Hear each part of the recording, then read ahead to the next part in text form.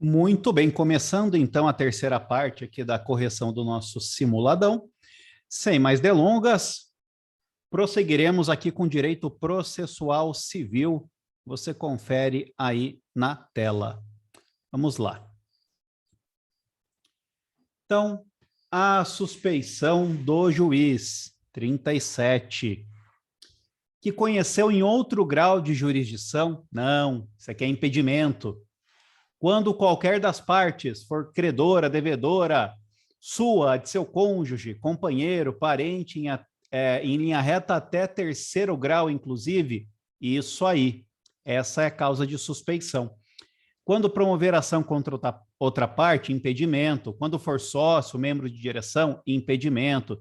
Em que interveio como mandatário da outra parte, ou como perito, ou como MP, ou prestou depoimento como testemunha, isso aqui é tudo impedimento. Atenção aqui na letra B, que é o nosso gabarito, que a suspeição aqui no caso de ser credor ou devedor é linha reta até o terceiro grau. O código não fala na linha colateral aqui, hein? Cuidado, isso daqui pode muito bem causar dúvida em vocês. Mas veja como as questões de impedimento são questões realmente de corpo, são facilmente comprovadas. Ou aconteceu ou não aconteceu. Não fica uma subjetividade para ninguém entender. Aconteceu ou não, simplesmente. Então, ou o juiz conheceu em outro grau de jurisdição, ele atuou como juiz de primeiro grau, depois foi promovido, virou desembargador, e aí cai com ele de novo aquele processo? Bom, ou isso aconteceu ou não. Se aconteceu, está impedido, né? Promoveu ação contra outra parte, impedido. Interveio como mandatário, né? Era representante da outra parte, ou funcionou como Ministério Público, ou funcionou como testemunha. Agora, quando ele é credor ou devedor, você percebe que não é que ele já manifestou algum entendimento, alguma forma de visão sobre aquele caso em discussão. Porque quando ele atuou como testemunha, ele já deu a parte dele lá, ó, nesse caso aconteceu isso. Como MP também, ele deu a opinião dele sobre o caso. Como juiz, em outro grau de jurisdição, também. Quando ele é sócio, lembre-se, ele é a própria parte, porque uma pessoa jurídica é composta de sócio. Quando ele for sócio, ele é a própria parte. Tá? Então, essas questões são de impedimento, porque logicamente que ele tem uma visão parcial sobre aquela discussão em si. Aqui, sendo credor ou devedor, não.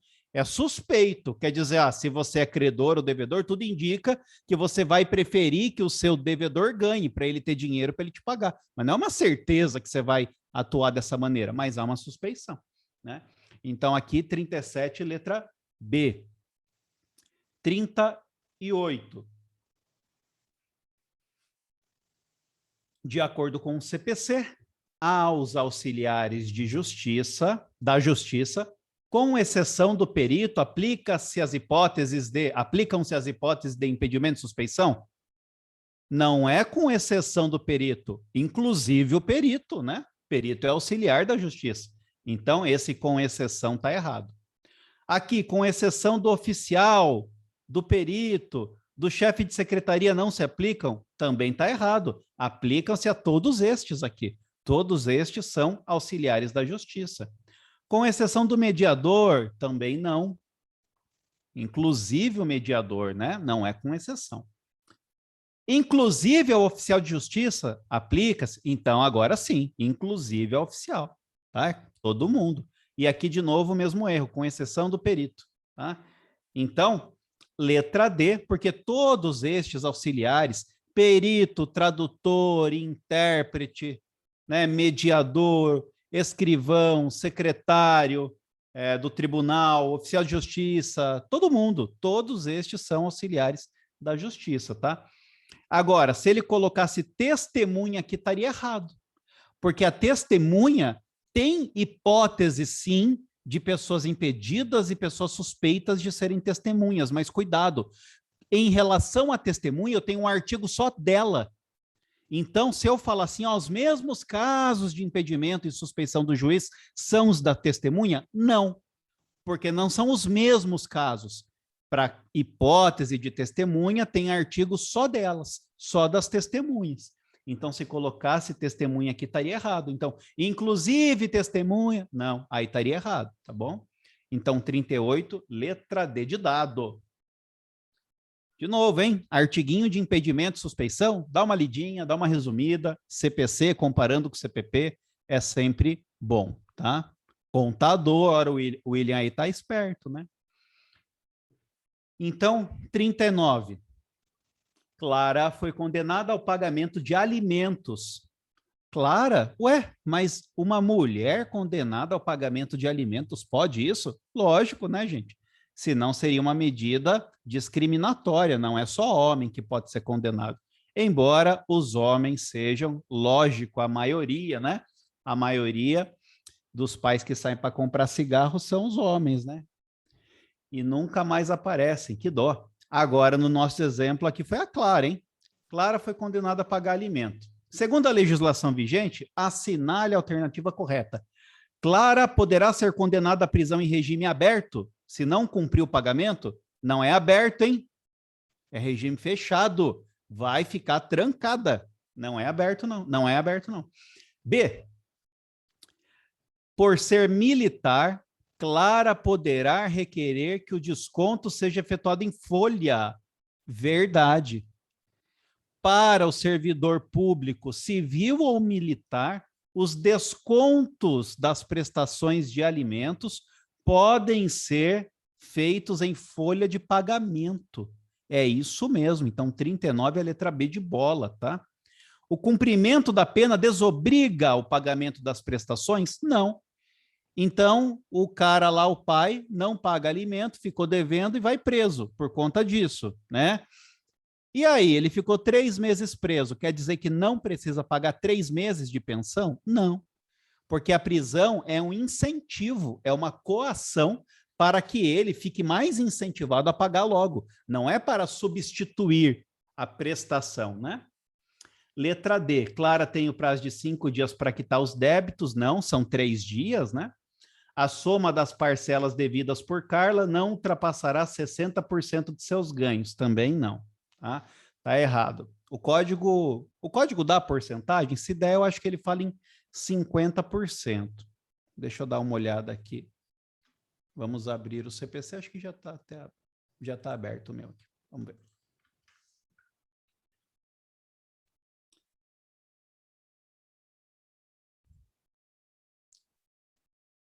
Quem está esperto aí? Deixa eu ver, eu abri aqui.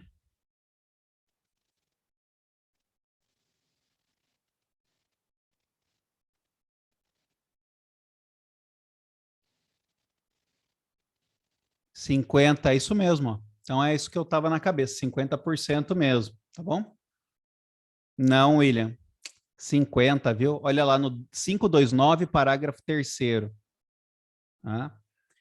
Isso, inclusive, vai se repetir depois quando a gente tratar de bens penhoráveis, impenhoráveis, né? Mas não cai para vocês. Não no TJ, né? Depois no TRT, TRF, a gente se conversa. Mas é 50%, tá? Beleza, então, voltando. Então, beleza? 39, letra B de bola. Vamos para o 40.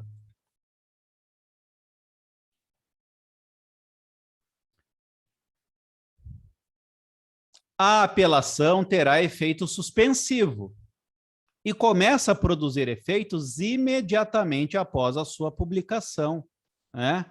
A sentença que é efeito suspensivo, vocês lembram?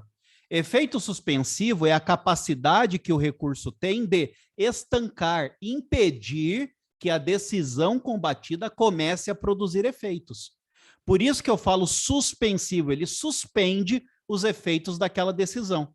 Então, a apelação tem efeito suspensivo, em regra? Sim.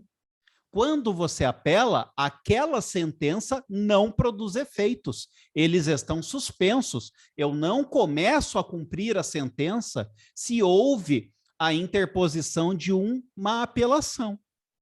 Agora, existem sentenças, em determinados casos, em que, mesmo após uma apelação ter sido interposta, mesmo após a apelação ter sido interposta, a sentença começa a produzir efeitos logo. Ou seja, aquela apelação não tem efeito suspensivo. Quais casos? Aqui, a nossa banca foi bem maldosa, porque em todos esses casos, a apelação não tem efeito suspensivo. Ou seja, a sentença começa a produzir efeitos imediatamente em todos esses casos aqui. Depois você vai lá e consulta o seu artigo 1012, parágrafo 1º, tá bom?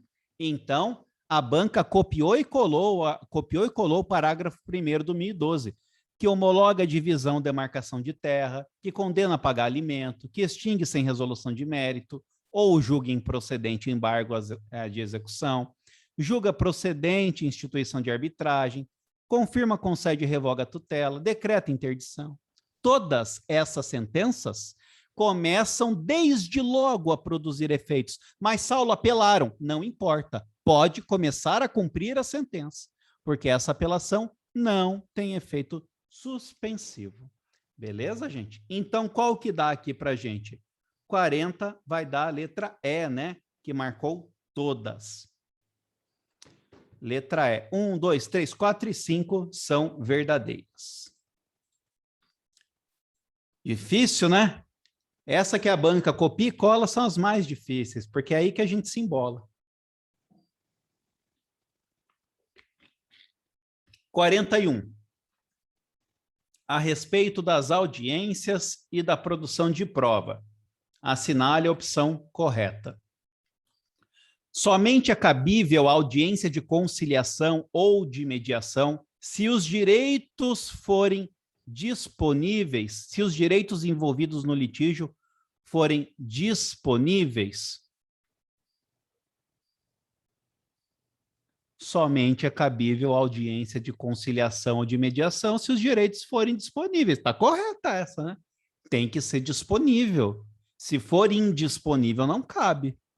Então, a A, por enquanto, está correta, né?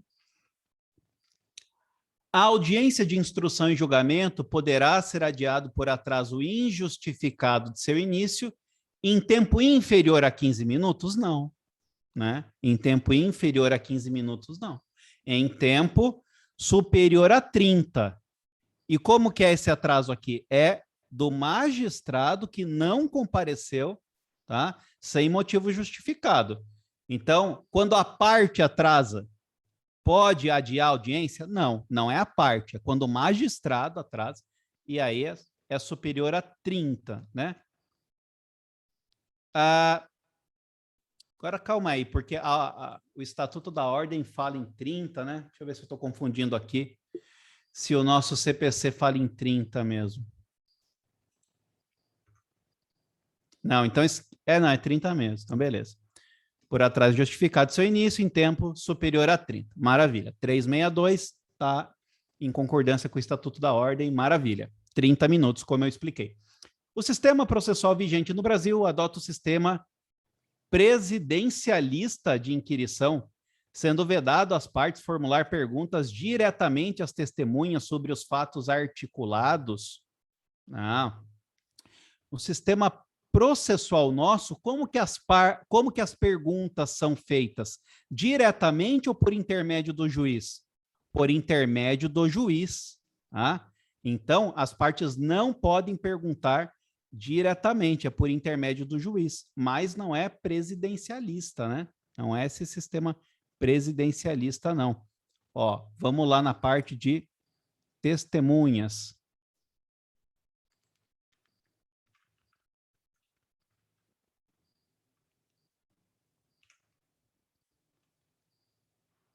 Quatro, 5, 9. As perguntas serão formuladas pelas partes diretamente às testemunhas. Vendo?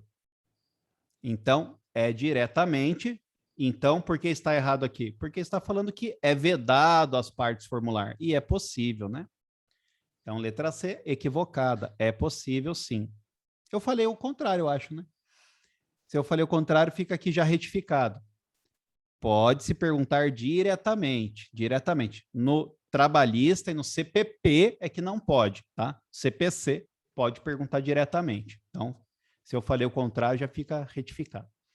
Letra D. A audiência de instrução e julgamento poderá ser gravada em imagem e vídeo diretamente por qualquer das partes, independentemente de autorização judicial? Verdade. Então já deu problema aqui com a letra A, já vamos conferir. Mas é verdade. Elas podem gravar diretamente, realmente, mesmo sem autorização judicial. Vamos ver o artigo que está.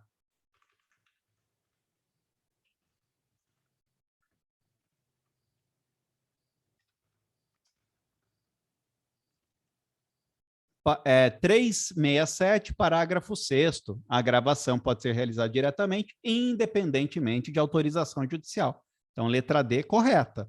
A gente já vai checar A. Letra E. O não comparecimento injustificado do réu na audiência de conciliação ou mediação realizada em procedimento comum culmina na revelia? Não, gente. O que enseja revelia aqui no processo civil? A falta de apresentação de contestação, não confunda.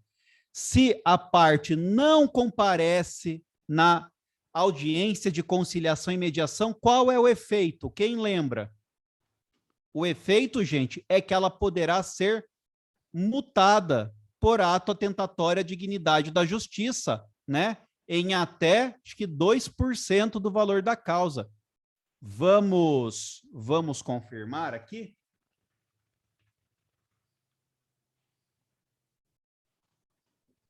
Vamos ver o artigo. 334, parágrafo 8º. O não comparecimento do autor ou do réu à audiência de conciliação será sancionado com multa de até 2% por ato atentatório à dignidade da justiça, tá vendo? Então, esse é o efeito do réu não comparecer. O efeito não é a revelia. A revelia vem da onde? Vem da ausência de contestação. Quando o réu não contesta, e quando ele contesta, lembra? O prazo para contestar começa 15 dias após a última sessão de mediação e conciliação. Na última sessão em que verificou-se que não deu certo, começa a contar o prazo para ele contestar. Ah, Saulo, mas esse é um daqueles casos em que não haverá mediação e conciliação, porque o direito, por exemplo, é indisponível.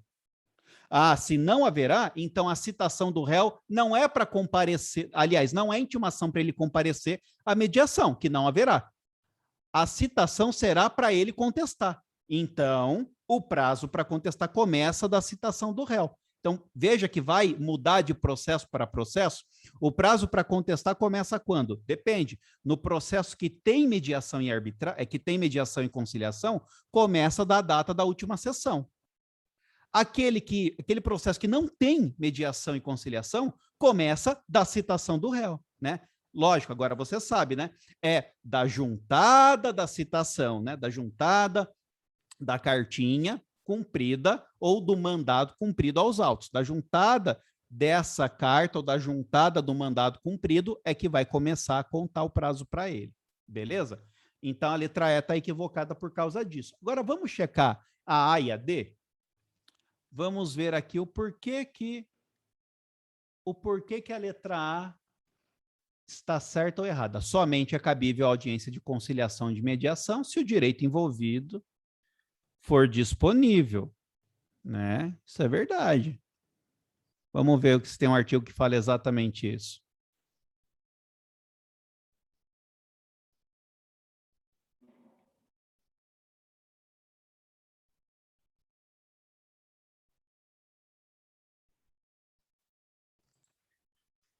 Vamos filtrar aqui por disponível.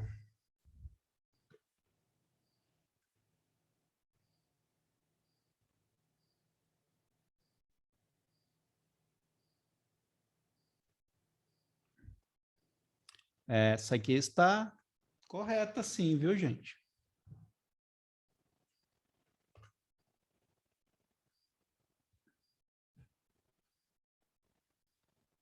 Se alguém quiser me ajudar, que você enxergou algum erro na A aqui para mim, mas a A não estou enxergando nenhum erro, não. É.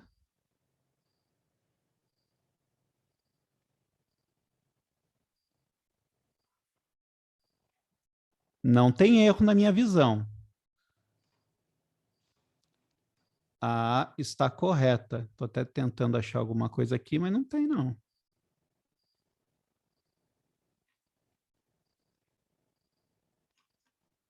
Deixa eu ver, mandaram um chat aqui. O Gustavo falou que inclusive marcou a A, né?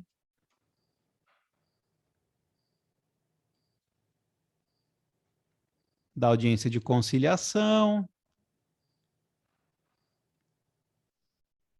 Se a petição preencheu o requisito, darará, conciliador mediador. Ó, lembre-se dos 2 meses, né? Não pode exceder 2 meses a data de realização da primeira sessão, ok? Olha lá. Olha o parágrafo 4º do 334. A audiência não será realizada se ambas as partes manifestarem que não têm interesse na composição ou quando o direito não admitir autocomposição. E quando não admite autocomposição, gente? Não admite autocomposição quando ele é indisponível, né?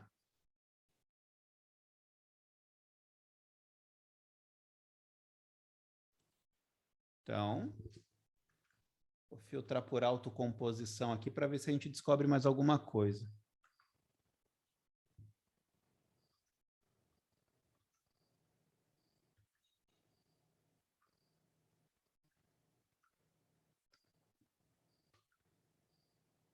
Não, realmente não, gente. Então, gabarito aqui, deixa eu até anotar para depois a gente modificar.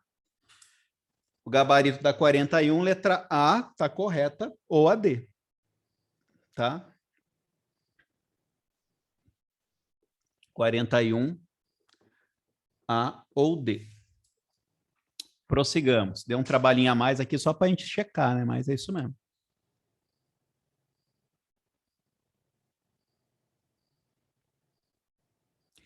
Não sei se tentaram pegar do jeito errado a gente aqui, né? Porque ela é incabível em 2 hipóteses, quando é indisponível e quando todo mundo fala que não quer. Agora, ela é cabível na hipótese oposta, né? Quando somente é cabível. Talvez tentaram fazer uma correlação aqui de inverso, né? Entre o que não pode e o que pode, deu errado nessa de virar aqui. Pode ser isso. Então, ficamos assim. 42. Sobre o que dispõe a lei do JEC, é correto afirmar: os atos processuais serão públicos e poderão realizar-se em horário noturno. Posso realizar ato em horário noturno lá no JEC? Posso. Talvez quem não estudou, né, tenha errado, mas pode sim. A 9.099 fala expressamente isso, que é possível essa realização, né? Vocês querem que eu pegue o artigo? Não sei se tem gente anotando, mas é bom até, né?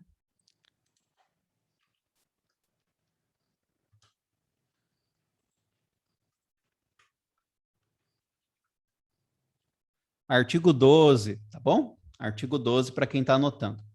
Não serão admitidas a propor ação perante o juizado especial, microempreendedor individual, microempresa e empresa de pequeno porte? Não, pode sim. Inclusive, para quem já foi aluno meu, falei para vocês. Isso é artigo campeão de cair.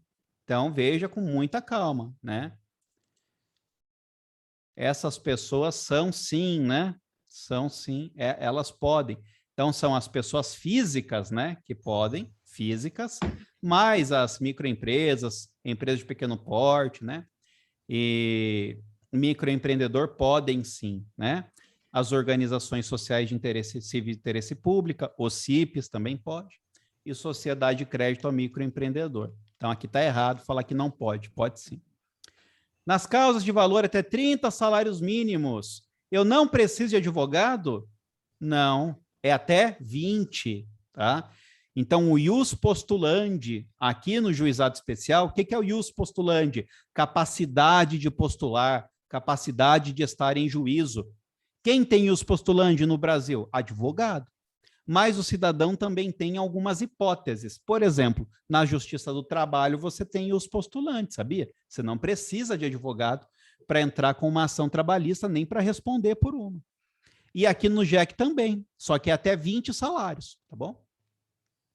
São critérios do JEC: oralidade, simplicidade, formalidade, economia e vagarosidade? Não, né? Vagarosidade não, celeridade, né? Trocou aqui. Então, cuidado, quando você for escrever excelentíssimo, senhor juiz, não pode escrever esse com 2 S, depois lentíssimo, né? Não pode escrever esse lentíssimo juiz, senão ele vai ficar bravo com você. É com XC. E o menor de 18 anos somente poderá ser autor para fins de conciliação? Não. O menor de 18 anos pode ser autor normalmente, desde que ele esteja representado, né? Normal, como é em qualquer processo, tá bom? Agora, o maior de 18 anos, esse sim, pode ser autor independentemente de representação, tá? Inclusive para fins de conciliação. Agora, o maior de 18 pode em qualquer ocasião. Por que será, então, que o parágrafo 2º lá do artigo 8º fala: o maior de 18 anos pode ser autor sem precisar de assistência? Que estranho, né? Ué, é porque, gente, essa lei é de quando? Lembra? 26 de setembro de 95. Então, para quem é mais novinho aí, não sabe disso, até 2002, só atingia-se a maioridade aos 21 anos. Então, até 2002, você só era maior de idade com 21. Antes disso, você era menor de idade. Portanto, a lei de 95. Então, em 95, o menor de 21 anos era menor de idade, né? Por isso que a lei falou, olha, tendo 18, você já pode ser autor. Ela estava dando esse direito ao menor de idade, na época. Depois de 2002, isso daí perdeu sentido, porque com 18 todo mundo já é maior de idade, não é verdade? Mas é por isso, historicamente, essa é a explicação para você entender. Então, 42 ficou sendo o gabarito, letra A. Constitucional, delícia, 43. Segundo a nossa gloriosa Constituição Federal, é correto afirmar que não é possível conceder HC, habeas corpus, quando alguém se ache ameaçado de sofrer violência ou coação na liberdade de locomoção? Errado. É possível, sim. É justamente essa hipótese, para proteger o direito de locomoção ou liberdade deambular. Olha que palavrão. Liberdade deambular. Então, se você quer ir e vir e não está podendo, você impetrará, você não fala interporá, né? Impetrará um habeas corpus. Veja que no habeas corpus, o agente aqui, coator, quem está impedindo a liberdade, pode ser qualquer um. Pode ser uma pessoa que trabalha para o governo, ou seja, uma autoridade pública, ou não, pode ser um particular. Ok? Para você não confundir com mandado de segurança. Porque no mandado de segurança, o agente coator, quem está impedindo o seu direito líquido e certo, é uma pessoa que é autoridade pública, ou é um particular fazendo as funções de uma autoridade. Pegou? Pode até ser particular, mas tem que ter esse complemento. Desempenhando as funções públicas. Exemplo, diretor da faculdade que não está liberando o seu diploma. Você pode entrar com mandado de segurança contra ele? Pode. Mas ele é particular, Saulo. Mas ele está agindo por delegação do Ministério da Educação.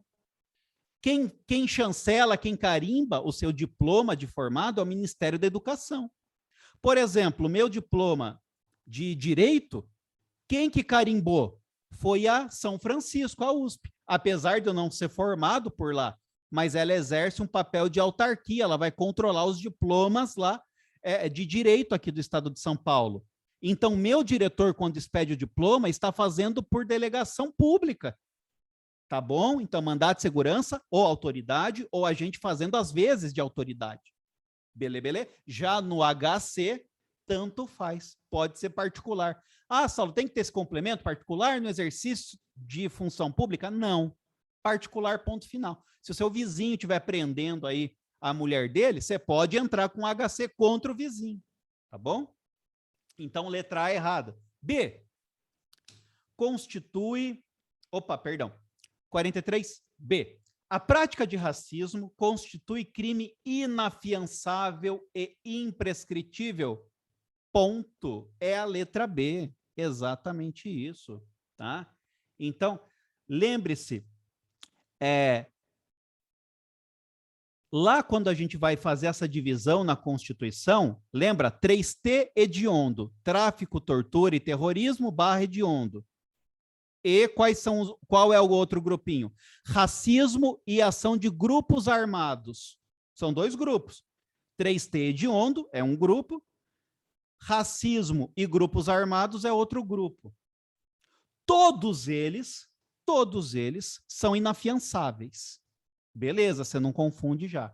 O que muda é que um grupo é imprescritível e outro grupo é impassível de graça ou anistia. Qual que vai ser imprescritível? Racismo e grupo armado. Racismo e grupo armado, imprescritível. 3T hediondo, prescritível, prescreve. Por que eu sei? Porque quando eu trabalhava lá no Ministério Público, a gente cansava de fazer cota do promotor, reconhecendo a prescrição de crime de tráfico. Então ficou na minha cabeça, tráfico prescreve. Tráfico prescreve. Como eu entendi bem na prática, vivendo isso, que o tráfico prescreve, opa, então o grupo inteiro prescreve. 3T hediondo prescreve. Tá bom? Então, faça essa lição de casa também, se você não fez. 43, letra B. Vamos ver o erro das outras. Pode ser concedido mandado de injunção caso a norma regulamentadora viole exercício de direito e liberdade constitucional? Olha que pergunta boa, achei legal essa C. Não, mandado de injunção é para evitar a síndrome de inefetividade do legislativo ou das normas constitucionais. O que é essa síndrome de inefetividade? A Constituição mandou o legislador legislar. Pô, legislador, para que você existe? Para legislar. Mas o nosso legislador é ordinário. Ele não legisla, mesmo quando a Constituição manda. E essa letargia, essa demora dele, às vezes me impede de exercer um direito que é um direito relativo a nacionalidade, soberania e cidadania, NSC, Nossa Senhora do Carmo. Então, nacionalidade, soberania, cidadania, está me impedindo de exercer esses direitos. A falta de uma norma regulamentadora. Então, eu tenho um instrumento para combater essa síndrome de inefetividade. Qual é? Mandado de injunção. Então, percebam, mandado de injunção existe quando houver a falta da norma regulamentadora. Ou, quando, não obstante ela exista, ela não seja suficiente. Então, pode ser uma falta parcial. Também dá, tá bom? Então, existe mandado de injunção quando existe norma? Existe. Mas é na hipótese dela ser insuficiente. Nessa hipótese aqui da letra C, ele está falando que ela existe, não está falando que ela é insuficiente. Está falando que o problema da norma é que ela viola um direito constitucional. Se eu tenho uma norma que viola um direito constitucional, eu entrarei com uma ação direta de inconstitucionalidade, não com mandado de injunção. Tá bom? Porque eu quero tirá-la do ordenamento. Então, eu entro com uma ação direta de inconstitucionalidade, não com mandado de injunção. Letra D. Conceder-se-á mandado de segurança para proteger direito líquido e certo, ainda que amparado por HC ou HD? Não. Mandado de segurança tem natureza residual. Já falei para vocês ontem, acho. Natureza residual significa o quê? É o meu último recurso. Eu só uso o mandado de segurança quando mais nada foi previsto para eu usar. Não tem recurso, não tem ação, não tem nada, não tem outro remédio constitucional, por exemplo, mandado de injunção, habeas corpus, habeas data, entendeu? Não tem nada. Se o ordenamento não previu nenhum outro remédio, nenhuma outra ação, aí sim eu recorro ao mandado de segurança. Então a letra D está errada por conta disso. Letra E. Qualquer cidadão é parte legítima para impetrar mandado de segurança coletivo? Não, não é qualquer cidadão, não. Por quê? Aqui, no direito brasileiro, nós não temos um negocinho chamado class action, como eles têm nos Estados Unidos. Lá nos Estados Unidos, um indivíduo entra com uma ação, depois que ele entrou com a ação é que a gente vai ver, o juiz vai ver se ele vai dar uma natureza, uma característica de ação coletiva ou não. E, além do mais, verificar se aquele indivíduo tem uma representatividade adequada, se ele é capaz de representar aquela coletividade. Lá no direito norte-americano, assim se faz. Aqui no Brasil, não. É a própria lei ou a própria Constituição que escolhe pessoas com a adequação de representatividade, com a representatividade adequada. A própria lei o faz. Então, a Constituição falou que para impetrar mandado de segurança coletivo, algumas pessoas têm mais capacidade. Então, por exemplo, partido com representação no Congresso, tá? O Ministério Público tem também, sindicato, associação constituída há mais de um ano, entidade de classe, está lá na Constituição, tá? Até, se eu não me engano, o próprio MP não está escrito na Constituição, tá? O MP a gente vai pegar, na verdade, é pela lei orgânica dele. Lá na Constituição mesmo vão ser só essas outras pessoas que eu falei. Vamos checar aqui ao vivo também? Cadê a CF? Será que hoje eu consultei a CF? Não, hoje eu não abri a CF. Vou abrir agora, então.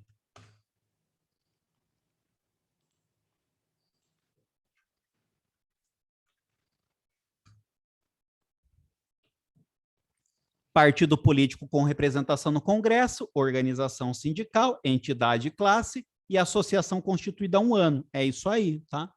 Então, não tem aqui a previsão do MP, como eu disse. Não é da Constituição a previsão. Então, como a pergunta foi segundo a Constituição, por exemplo, se colocasse um MP aqui estaria errado, tá?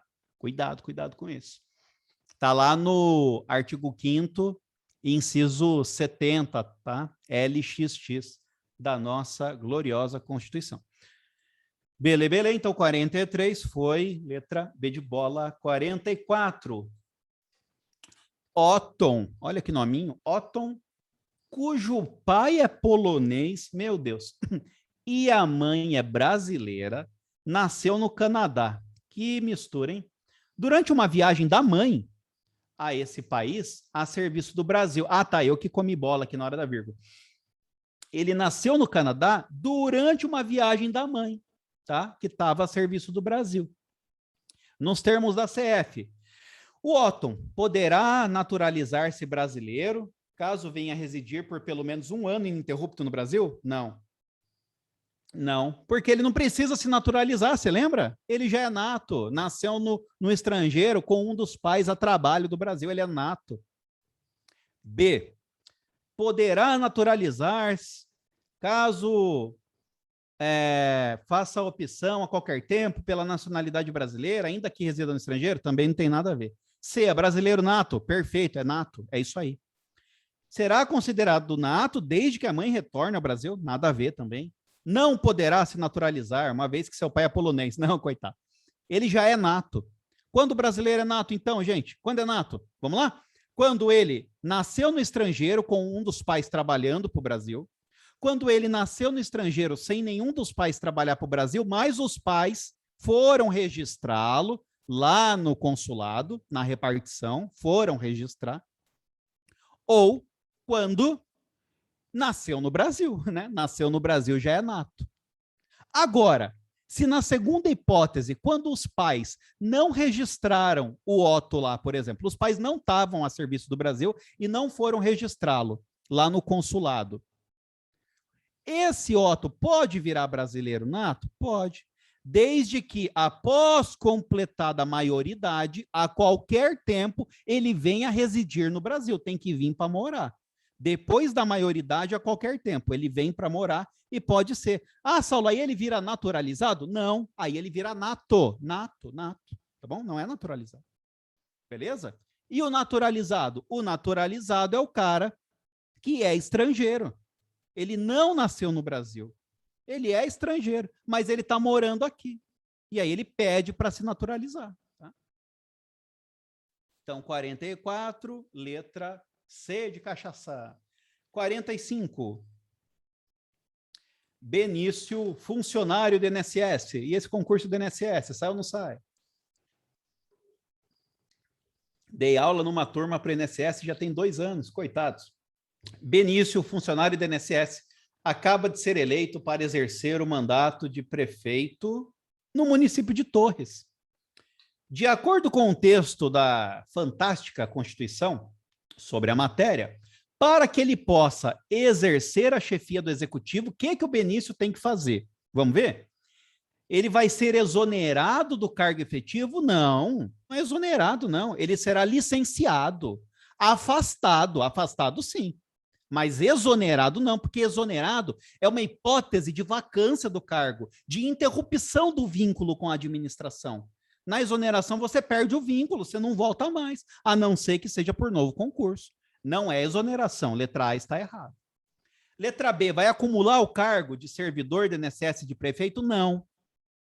Eu posso acumular cargo sendo prefeito? Não. Só um mandato eletivo que eu posso acumular. Qual? Vereador. Ainda assim, desde que haja compatibilidade de horários, tá bom? Então, como vereador, posso acumular? Posso, desde que haja compatibilidade de horários. Se não houver, tenho que me afastar. Tenho que me afastar. E serei apenas vereador, mas a remuneração eu posso escolher, ou a de vereador ou a do meu cargo. Prefeito, não posso acumular. Tenho que me afastar. Mas a remuneração eu posso escolher, ou de prefeito ou do meu cargo. Deputado federal, deputado estadual, senador, presidente, governador, todo o resto. Tenho que me afastar e não posso escolher a remuneração. Vai ser a remuneração do mandato. Beleza? Letra C. Será afastado, só que ele pode escolher a remuneração. É isso aí, letra C é o gabarito. Letra D, vai perceber as vantagens do cargo efetivo, sem prejuízo do cargo eletivo? Não, com prejuízo. Ele vai ter que escolher uma ou outra. Será afastado do cargo efetivo, seu tempo de serviço será contado para todos os efeitos, inclusive para promoção por merecimento? Não. Promoção por merecimento, não, porque merecimento é se você lá no desempenho da função foi mais que o suficiente. Como você não estava lá para provar que era, então, para fins de merecimento, não. Mas para fins de tempo de função, sim. Então, se você tem direito a quinquênio é pelo simples fato de ficar 5 anos no cargo. Aí, beleza. Aí você vai ganhar o quinquênio. Mas por merecimento, não. Tá? Promoção por merecimento, não. Então, 45, letra C, de novo, de cachaça. É isso aí. 45, letra C. Prosseguindo. 46. Delícia, adoro essas de completar. Privativo de brasileiro nato, gente, tá todo mundo cansado de saber. mp3.com, né? Então, para brasileiro nato, presidente e vice, né? Presidente da Câmara, presidente do Senado, né? Ministro do Supremo, carreira diplomática, Forças Armadas e ministro de Estado da Defesa, letra D, tá? Então, veja, primeiro, todos aqueles que compõem a linha sucessória da cadeira presidencial não podem. Então, o presidente tem senato, o vice tem senato. Se o vice também faltar, quem que é o próximo? Presidente da Câmara, não é isso? Então, ele também não pode. Mas pode ser deputado, Saulo Federal? Pode. Porque nem todo deputado federal será presidente da Câmara. Então, o que o estrangeiro, o que o brasileiro naturalizado não pode é ser presidente da Câmara. Ser deputado, trabalhar lá na Câmara como deputado, ele pode. Tá? Depois quem vem? Presidente do Senado. Presidente do Senado é o próximo na linha sucessória. Então, o naturalizado pode ser senador? Pode, só não pode ser presidente do Senado. Tá?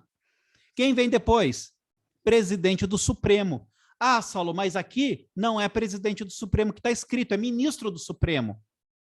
Por quê? Porque todo ministro do Supremo será presidente do Supremo. É uma presidência rotativa. A cada 2 anos, o ministro é presidente lá, vai trocando. Então, como todo ministro será presidente um dia, o naturalizado não pode nem ser ministro, porque senão ele seria um dia presidente, daria problema. Tá? Depois, coisas ligadas à nossa segurança nacional, né? Carreira diplomática, interesses da União, né? Oficial das Forças Armadas também não pode, e ministro do Estado da Defesa também. Agora, uma dica de pegadinha para vocês. Você não pode ser naturalizado e ser da carreira diplomática. Mas olha que interessante.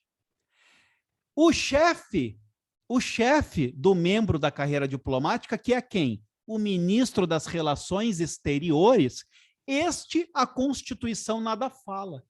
Então, este poderá sim ser brasileiro naturalizado, tá? Foi uma falha aqui da nossa Constituição. 47.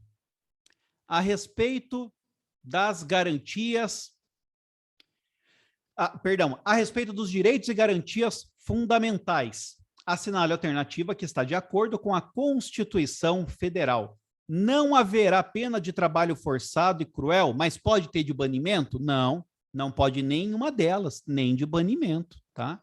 Não pode ter pena de banimento. O que é pena de banimento? Entre aspas, é a extradição do brasileiro nato. Não pode, tá? Então, não existe banimento.